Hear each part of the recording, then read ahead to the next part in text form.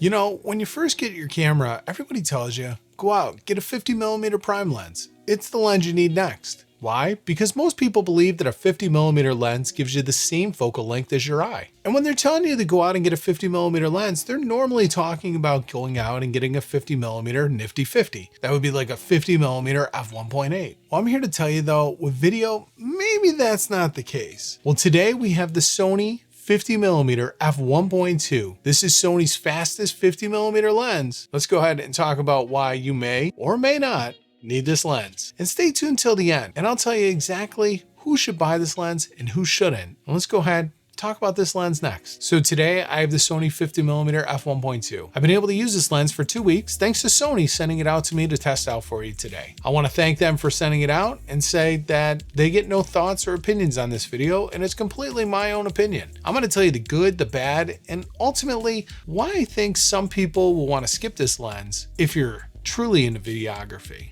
First off, let's talk a little bit about this lens. This lens is a 50mm prime lens. It goes from aperture f1.2 all the way up to f16. That's right, f1.2. This is Sony's fastest lens with autofocus. And this thing does not disappoint at f1.2. Will you get a lot of stuff out of focus in the background? For sure you will. But that f1.2 aperture is going to be great for things like low light and great shallow depth of field. We'll talk about that more later on in the video. Now, because of that f1.2 aperture, this thing is extremely fast. And this thing has Sony's most advanced optics built right inside. Now, it does utilize 4 XD linear motors to help control that autofocus. Now, let me tell you, the autofocus is really quick on this thing. It's gonna catch the eye or whatever you're shooting very quickly, lock onto focus. Now, this thing has 2 focus hold buttons. One for horizontal and the other for vertical. Now, this is primarily going to be used as a portrait lens. So sometimes you're going to be shooting vertical, getting those headshots, and then other times you're going to be shooting and you're going to be trying to get more horizontal when you're shooting like video and things of that nature. Now, it also has an autofocus, manual focus switch, but I almost never use that switch. A lot of times what I have is I have it programmed into my camera where I have a manual autofocus switch already built in as one of my custom buttons. But sometimes when your subject isn't moving, you can lock onto focus and then switch it into manual by just using your left hand. Now, what's really nice, and I love what Sony's doing here, is they're putting aperture rings on all of their lenses. And what's nice about that is when you're shooting something where the lighting is going to change, you're able to easily click into your aperture ring here and slide this thing all around. So this way, if you need to expose with a little bit more light, you can slide it closer to that f1.2. If you need less light, you're going to slide it closer to the f16. When you're going from one lit scene to a dark scene, sometimes you want to stop down that aperture pretty quickly. By having an aperture ring, it's going to smoothly allow you to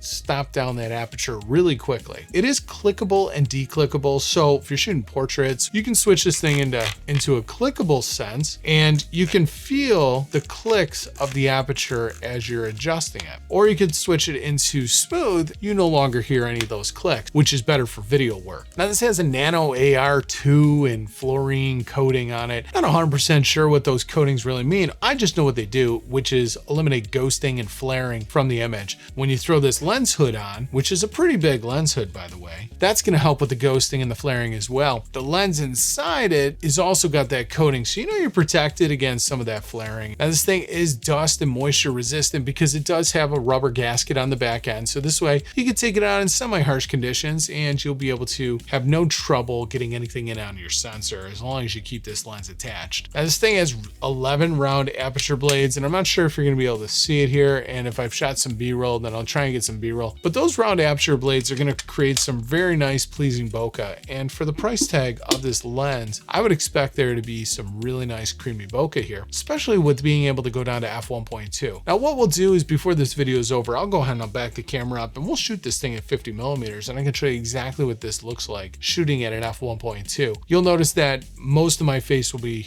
in focus with like my ears out of focus. And that's the difference between an f1.2 and a 1.8, is that f1.2 is going to give you a really shallow depth of field. It's going to be great in low light, and it's going to give you a lot of extra room if you're shooting in dark lit situations. So I mean, this thing is absolutely great for low light videography. It's also great for low light photography as well, shooting at that f1.2. But as far as videography goes, which is what I normally focus on, it can gather so much light. Being wide open at that f1.2, you're really going to be able to gather some light and really show off what you can do with this lens in a very dimly lit situation. Now I'll go ahead and I'll throw up on the screen some photos that I took with this lens shooting around the Christmas time holiday. And I was using my Sony a7 IV to shoot a lot of those photos. Having that 33 megapixel sensor and being able to use this 50mm definitely gave me a very, very pleasing image. And using a 50mm prime does have a lot of advantages because you can use this thing and get incredible depth of field, autofocus, bokeh. And when you're shooting portraits, you want your subject to look tack sharp. And one of the easiest way to do that is have the background be out of focus. And speaking of the background being out of focus, this thing absolutely destroys the background. It puts it into a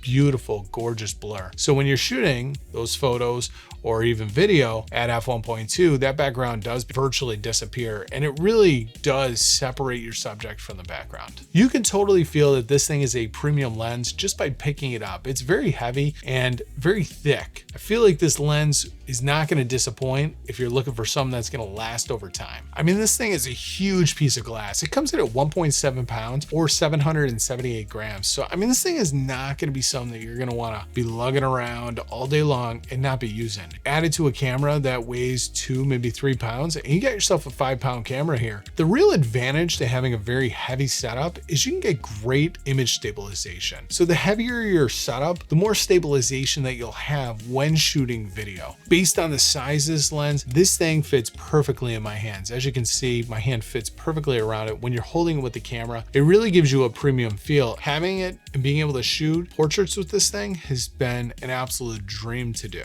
I'd be remiss if I didn't tell you that there were some downsides to this lens as well. Of course, there is no perfect lens, there is no perfect camera, but with this lens, one of the really big downsides is the weight. It's super heavy. So if you're looking for something that's going to be lightweight, you can throw in your bag, and you're not going to be adding a whole lot of pounds, this is not the lens to get. I would recommend maybe a 50mm f1.8 or even the Zeiss 50mm or 55mm. You can get some beautiful, gorgeous images with that, and you're not going to have to lug around a super huge, heavy lens. And because this thing is so heavy, you're really going to want a very strong gimbal. This thing is not going to be the easiest to balance, and your battery life is going to suck down super fast if you don't have a gimbal that has really strong motors. So you're going to want to really invest in a strong gimbal if you're going to use this thing for a lot of client work. For me, a 50mm lens is a very tough lens. It's not one that I usually grab for very often. Even my 85mm Zeiss Batis, I don't grab that very often either. Why? Because as a videographer, as somebody who likes to shoot video, I like to shoot a lot of wide video. I don't end up shooting a whole lot of tight stuff. A lot of times I'm shooting kids,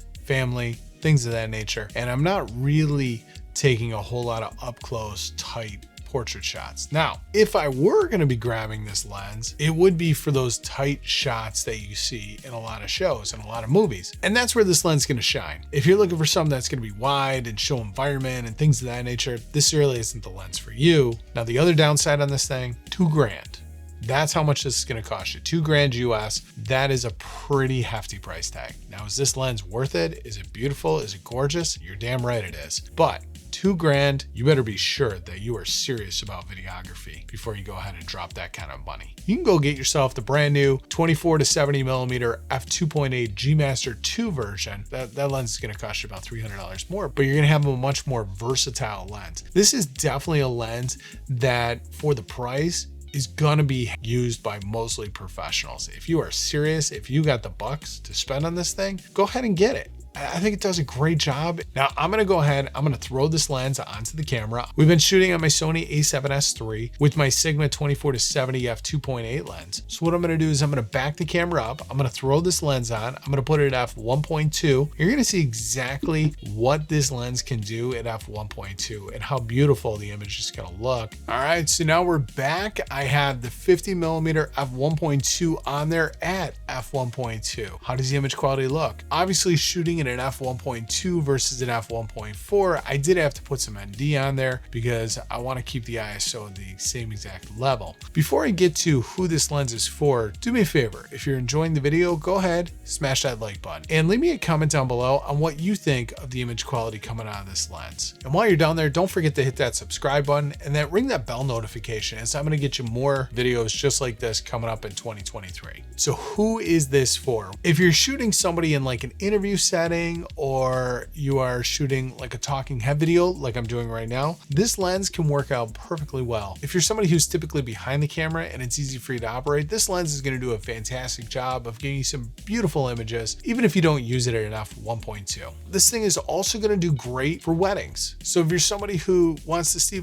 a little bit less conspicuous, or you want to get more of kind of that like behind the scenes kind of like watching from a distance type shot, this shot's going to do very well for you at wedding. This is going to be a 50mm, so it's going to give you that realistic look, and it's going to really make the bride and the groom, mostly the bride, and it's going to make the bride look very flattering in most of your video work. In a lot of situations in weddings, you're going to be in poorly lit environments. And when you're shooting a wedding, having a lens that's super fast, a lot of the reception is done in poorly lit environments. So to have a very fast f1.2 aperture definitely helps with making sure that you're able to get some great images. This thing is also going to be great for music videos. If you got a gimbal that's strong enough to hold this lens and the camera, you're really going to like the image that comes out of this thing. Now, all in all, is this lens right for you? I don't know. That's something that you have to decide. I can tell you, for me, probably not worth the price tag. I'm not going to use it enough to justify that $2,000. Is it a great lens? Is it beautiful? Is it gorgeous?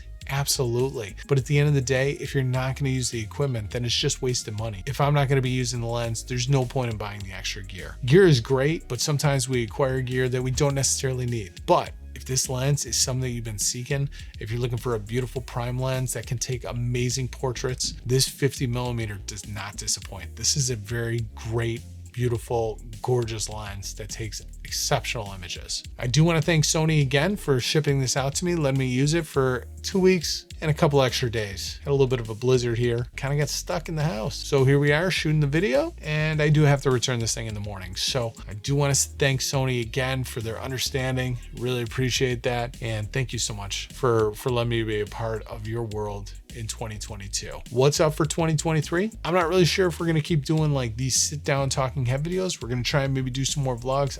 I don't know. Part of me thinks that maybe it is time to step out from behind the studio lights and just get out there and enjoy the real world, right? Maybe that's something that we can do in 2023. So do me a favor, leave me a comment down below. What kind of videos do you like seeing? Are you more of a talking head, B-roll, all that kind of stuff, kind of like this video? Are you into that type of video work? Or are you somebody who wants to see more vlog style tutorials, vlogtorials? Do me a favor, comment down below. I would love to know what direction to take this channel in 2023. No matter what happens, have a great, safe, happy new year. If you like this video, I'm sure you're gonna like the video on the screen now. It's about another lens for the Sony system. Go ahead and click on that video and I'll see you on that one next. Before you leave, don't forget to like, subscribe, and ring the bell. Thanks for watching.